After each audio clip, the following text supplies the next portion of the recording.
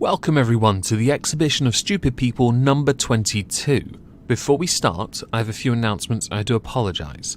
The first one, there will be no video on this channel tomorrow as I intend to work from Friday through till Sunday on Amy's Life's Journey, Exhibition of Stupid People 23, with the help of White Sith Male, linked to his channel down below. Also, I'm streaming, I believe, a game of D&D tonight with a friend. I will have it linked down below and more than likely as a pinned comment. If you are at all interested in watching me act like a fool for a few hours, that's where you want to go. Finally, this particular version of the avatar, the Aqua Meg, it will no longer be done or used on the exhibitions of stupid people in favour of something else that you'll see next week, I promise. Aqua Meg will be moved to Wednesdays for a different video type. I haven't got a series planned, but I'm trying to find something light-hearted for the middle of the week. Now, we're going to start with... No, we are not touching that. Who put that in my messages? Who did that? I will batter your prostate when I find out if you... Was that you, Alex? It had better not have been you, Alex. No. Instead, I want to talk about the MP, Dawn Butler. You see, Dawn Butler was on Good Morning Britain, and I can't show the clip. I'm going to link it down below. They'll copyright claim the entire video if I do. In the video, Dawn said the following. A child is born without sex.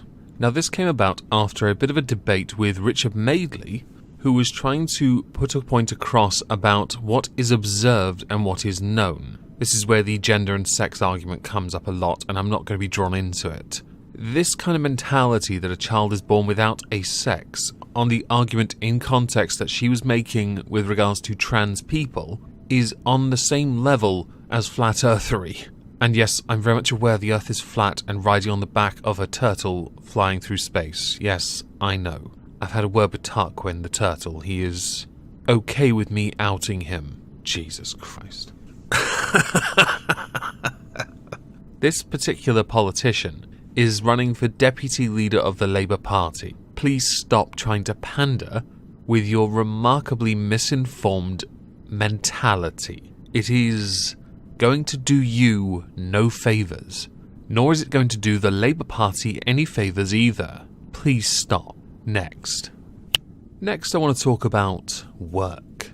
It's fundamental, it's so important for most of us that want to do it. Chances are there are going to be some people that would rather not, and I don't judge you for that, it is your decision. But I'm almost certain the majority of my audience will judge those that choose not to work if they can work. There are certain circumstances, of course, where that is not applicable. There are some jobs over the years that have been created as a new thing because of new innovative technologies, or other jobs have lost favour or become antiquated in favour of automation or robots. The machines are taking over!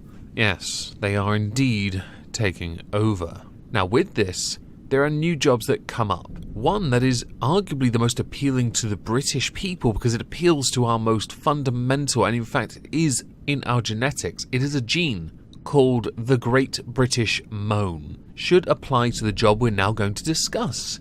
This was sent to me by a very dear friend of mine. Social justice warriors wanted. It even has a bracket for a potential hourly rate, because we got to make sure the women are paid less, yo. Which includes benefits. Now what do you need? What do you need to be a social justice warrior and to be employed as such? A passion for humanitarian causes, dynamism, team spirit, enjoying interacting with people, enjoying being outdoors because no one's going to let you indoors. Love a challenge? Yes, it is certainly that, screaming in people's faces. Energy and a positive attitude. And there I was thinking you were all nihilists. My mistake.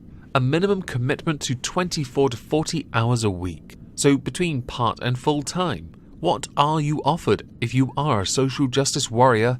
Employed as such, of course. With no commission, you get an hourly rate. Career growth opportunities. Because they measure your thetan levels, yo. Schedule with some flexibility. Gotta make sure you get to those nasty fascist rallies. Full-time and part-time positions, that's nice. Joy and fellowship with fellow staff. Only if you are the right type of person. If you don't have all the pronouns and of course disadvantages, you are not regarded highly. Top-notch training that will give you skills you can use for life. I have a sneaky feeling my GIMP horde are going to be riding into battle against the employed masses of social justice warriors. In addition, paid training and continuous support. PTSD is prevalent after all. Travel opportunities, management opportunities, employee assistance program, paid time off, and insurance benefits. We've got to get that dental in case someone knocks it out. I'm going to link this job application down below. It is incredibly amusing to read. As somebody that makes videos in a playlist called Social Justice and the News, because social justice is so funny, or was. Maybe it still is. I don't really see much of it these days because I pay very little attention. But the very idea of a paid position amused me nonetheless. But it's nice to see the legitimizing of social justice warriors as an occupation. I assume if you are an elder, perhaps if you worked your way up the ranks, you're no longer a social justice warrior. You are a social justice chieftain. Now the next subject we're going to cover actually comes courtesy of a guest spot. I should preface this by saying I requested this long before I knew about the passing of a host of this show he is covering. But he's not talking about the host. So take it away, Kay.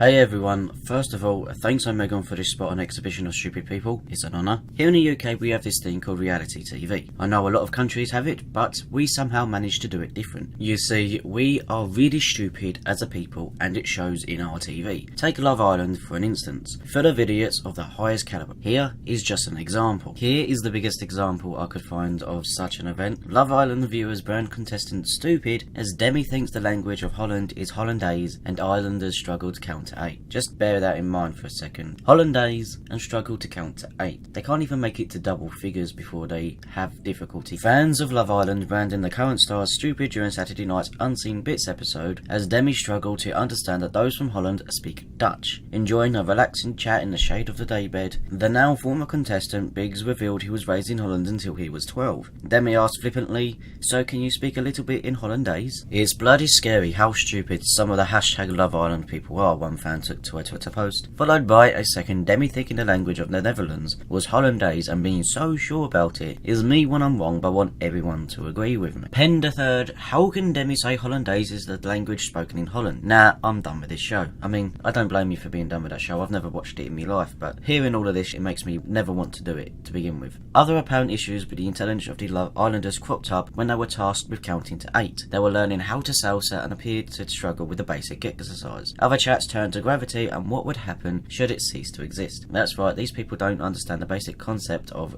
gravity. Contestant Callum has been particularly susceptible to airhead moments, asking whether twins Jess and Eve were the same age, yep, and wondering if Priscilla's sudden blonde hair is a wig. Back in 2018, Piers Morgan referred to the people who go to Love Island as the most stupid people in the world. The outspoken TV host made a remark when referencing a clip of the girls discussing Brexit, when then star Hayley Hughes interject, "What's that? I seriously don't have a clue." I mean, how can you not have a clue about the biggest event in British history, bar any war? Before showing the moment, Piers told viewers, "We've had a debate about the mental abilities of those on Love Island. I think they're the most stupid people in the world. Susanna thinks them all guardians of the nation and we should all be watching." Susanna then hit back, "I think they represent real life and you shouldn't be snobby about whether someone went to university or not." I mean, these people aren't representative of the UK people. We're genuinely smarter than that, but we are still stupid. Introducing a clip of their Brexit chat, Piers said, "Here's why I'm snobby. They are even more stupid than I thought they were." The short video showed contestant Georgie Still asking her fellow female islanders what they thought of Brexit, saying it's where we're leaving the European Union. "Does that mean we won't have any trees?" a worried Hayley then asked. Kendall Ray Knight then assured her, "No, we're just not in the European Union." Georgia then quizzed, "Doesn't it mean it'll be harder to go to Spain and stuff? So it'll be harder to go on holidays?" Hayley retorted, "Oh, I love my holidays." It is apparent that when we make TV, we aren't really sending our best. Anyway, I hope that was sufficiently stupid for Omegon, and I apologise if it was too long-winded. Thank you again for allowing me to appear on this show. Back to Omegon. As you can tell from the tone in his voice, he is 100% riveted. Thank you, Kay, for doing that. I really appreciate it. Link to Kay's channel down below. He recently got monetized. He's very happy about it, as he should be. Now he can suffer what we all suffer and be summarily demonetized. The final subject I want to cover comes courtesy of Cosmopolitan, where they pulled a cover that was to feature a contestant from The Bachelor, but decided to pull the cover which had Victoria Fuller who was awarded the prize for being featured on the digital cover after winning a challenge because she had taken part in a somewhat, well, arguably controversial modelling campaign. What was the campaign, you ask? Right. Well, do you all remember the Black Lives Matter thing? And then people saying White Lives Matter, Blue Lives Matter, and I would say to all of it, No Lives Matter. At least I'm consistent, you bigots. Yes. Well, Victoria took part in the White Lives Matter related stuff when she modelled some of the merch. And this was considered too controversial. Now, I should say, a model taking part in a campaign, then being hammered because of the message of the campaign. Generally, models or anyone who's trying to get work or get by does what they have to do to get by cause. Now, while Cosmopolitan is busy trying to be all virtuous about this, putting out a rather lengthy statement pointing out that the White Lives Matter movement does not reflect the value of the Cosmo brand, they're kind of missing the point. Actually, it wasn't White Lives Matter that she was modelling attire for. No, actually, it was more a play-on with the Confederate flag with the cross with white marlin on it. The White Lives Matter was in reference to white marlin conservation, and when they decided to pull the digital version because they'd already printed hard copies, they pulled it after somebody else had decided to be quite clever about it. And yeah, well done, Cosmo. You attempted to look virtuous, but in doing so, came across as morons who don't fully understand what they were referring to in the particular campaign in question, which was promoted by WLM Apparel. There's even a website called marlinlivesmatter.com. But of course, we must lump the Marlin in with those pesky white people. Death to the white race, everyone. Damn right. It's about time. We need to get them off the face of this planet, and then I'll get rid of the rest of you shortly after. Just amazing. Cosmo, you're geniuses. You cost someone a job, really, and an opportunity for promotion, because they fronted a slogan that was too close to the other one, and we can't have that.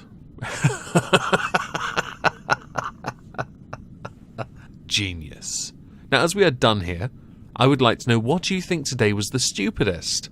Was it Dawn Butler and her views on babies being assigned sex at birth? Was it the social justice warrior occupation or vacancy? Was it Kay's story about Love Island contestants, therefore reality TV as a whole? Or was it Cosmo? Please do let me know in the comments down below.